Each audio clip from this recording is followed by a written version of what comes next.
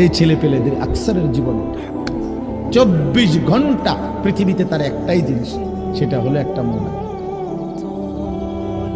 এটাই তার মা, এটাই তার বাবা, এটাই তার আত্মীয়, এটাই তার স্বজন।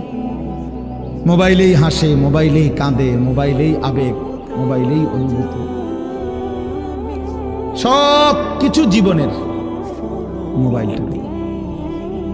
কোত্থেকে আসলো, কে বানাইলো, কে সৃষ্টি করলো, কেন পাঠাইলো, কে আমারে বানাইলো, আমি কোত্থেকে আসলাম, কেন রাত হয়, কেন দিন হয়, আমার কোনো দায়িত্ব আছে কিনা আমার আল্লাহর পক্ষ থেকে, কিচ্ছুর কোনো সামান্যতম বুঝ, বুদ্ধি, আকল, দিমাগ কিচ্ছু।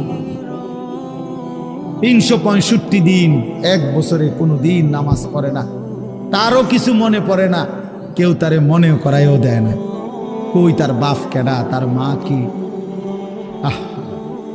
কেউ একটু বলেও না যে কিরে বাপ, তুমি যে এক ওয়াক্ত নামাজ পড়ো না, তুমি মুসলমানের বাচ্চা হইলা কেন, তুমি মানুষের বাচ্চা হইলা কেন? তার মা একটাবার বলে না, মা এ কেমন, সন্তানেই কেমন। আমার খুব আফসোস লাগে, এটা খুব আফসোস। মাঝে মাঝে মনটা চায় যে কি আসলে কি মুসলমান এত পাষাণ হইল কেন? বাপে কেমন, সন্তানেই কেমন, মাই কেমন, মেয়েটাই কেমন। কেউ পর্দা করে না, মাও বেপর্দা, মেয়েও বেপর্দা। বাপ ফুদ জি ছেলে মেয়ে সবাই মিলে টেলিভিশন চায়, একসাথে নাচ গান, নর্তকীর ছবি, নাটক, সিনেমা দেখতেছি। ছি ছি ছি ছি, কত নিকৃষ্ট মুসলমান, কত বেশরম, বেহায়া, নির্লজ্জ হইলে এত বড় বেশরম হইতে পারে? আত্মমর্যাদা, আত্মসম্মান, লজ্জা যদি এক বিন্দু থাকতো, তাইলে তো বাবা জিজ্ঞেস করতো যে কিরে বাপ, তুই মুসলমানের ঘরে জন্ম নিয়া এক ওয়াক্ত নামাজ পড়ে না, তুই কেমনে রে আমি মুসলমানের সন্তান হইলি?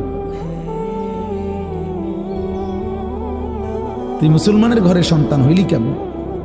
আরে এইটা তো আগে বোঝাপড়া করার বিষয় ছিল। তোর বিদেশ, তোর চাকরি, তোর দাখিল, তোর এসএসসি বেড়া, এডি বাদ দে বেড়া, থো বেড়া, এডি পরের কথা বেড়া। আগে তুই মুসলমানের বাচ্চা কিনা আগে এটা বল বেটা। তোর নামাজের বোঝাপড়া কর আগে বেটা।